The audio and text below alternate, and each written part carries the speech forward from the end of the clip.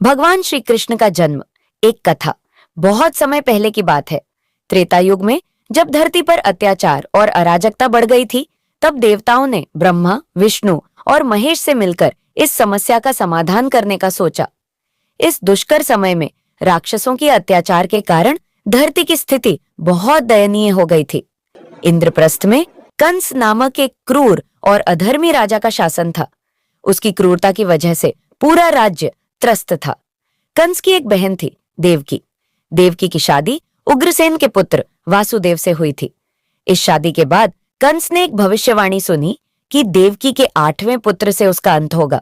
यह भविष्यवाणी सुनते ही कंस का दिल बुरी तरह से कांप उठा। वह अपनी बहन और उसके पति को बंदी बनाकर रखने लगा और उन्हें एक अंधेरे कारागार में डाल दिया। समय बीतता गया और देवकी और वासुदेव के 6 पुत्र हुए। कंस ने हर बार इन बच्चों को मार डाला। देवकी और वासुदेव का जीवन बहुत ही कठिन हो गया था, लेकिन फिर भी उनकी आशा बनी रही कि कोई चमत्कारी घटना उनके जीवन में होगी।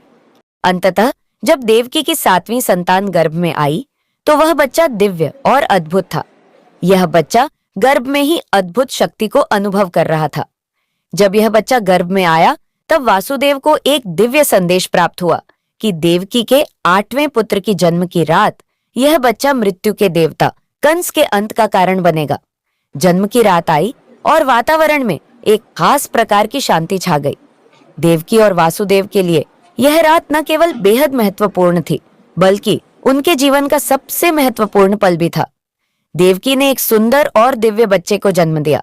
यह बच्चा कोई साधारण मानव नहीं था, बल्कि भगवान श्री कृष्ण थे। जैसे ही भगवान श्री कृष्ण ने जन्म लिया, कारागार की दीवारें अपने आप ढह गईं और जेल की जंजीरें अपने आप खुल गईं। वासुदेव ने देखा कि यह एक अद्भुत संकेत है।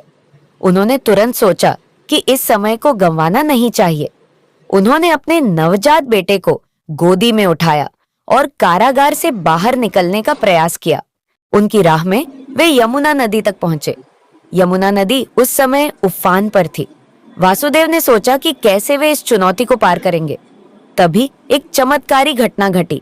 यमुना नदी ने अपने आप शांति अपनाई और वासुदेव ने अपने बेटे को नदी पार करने के लिए नाव की तरह पानी के ऊपर रखा। यह सब दिव्य शक्तियों के कारण हुआ। जब वासुदेव यमुना नदी पार करके नंदगांव पहुंचे, तो उन्होंने अपने बेटे को नंद बाबा और यशोदा के घर में छोड़ दिया।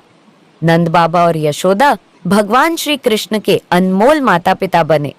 उन्होंने खुशी खुशी बच्चे की देखभाल की और उसे प्यार से पालने लगे। वहीं कंस को इस बात की जानकारी मिली कि देवकी के 8वें बेटे की जन्म हो गई है। उसकी गुस्से और क्रोध की कोई सीमा नहीं रही। उसने अपने सैनिकों को भेजा ताकि वह बच्चे को ढूंढ सके और उसे मार सके। लेकिन भगवान श्री कृष्ण के बारे में जो भविष्यवाणी हुई थी, वह पूरी होनी ही थी। कंस ने अपनी बहन देवकी के अन्य बच्चों को भी मार डाला था।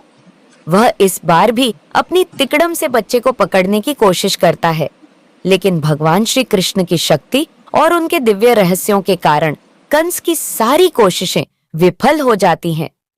भगवान श्री कृष्ण ने अपने जीवन के पहले दिन से ही असुरों और अधर्मियों से धरती को बचाने का कार्य शुरू किया। उनकी लीलाओं और उपदेशों ने न केवल अपनी युग की, बल्कि भविष्य की पीढ़ियों को भी प्रेरित किया।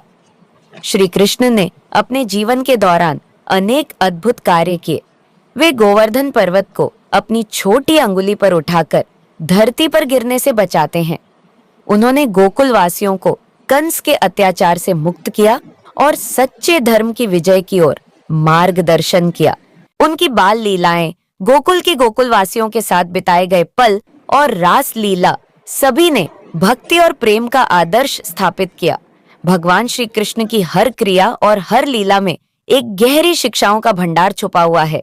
इस प्रकार भगवान श्री कृष्ण का जन्म केवल एक ऐतिहासिक घटना नहीं है, बल्कि यह एक दिव्य घटना है जो मानवता के लिए एक मार्गदर्शक बन गई। उनके जीवन और उनकी शिक्षाएं हमें सच्चे धर्म और प्रेम का महत्व समझाती हैं। कंस का अंत हुआ और धरती पर एक नया युग आया। भगवान श्री कृष्ण ने अपनी शक्ति और भक्ति से सृष्टि को एक नई दिशा दी और उन्हें कभी भी भुलाया नहीं जा सकता। उनके जन्म की रात केवल एक घटनाक्रम नहीं थी, बल्कि यह एक अमर कथा है जो हर युग और समय में जीवित रहती है। श्री कृष्ण का जन्म और उनका जीवन सत्य और धर्म की विजय का प्रतीक है। उनके उपदेश, उनकी लीलाएं और उनकी कथा हमारे जीवन को एक नई दिशा देती हैं और हमें सिखाती हैं कि सही मार्ग पर चलना और धर्म की रक्षा करना कितना महत्वपूर्ण है।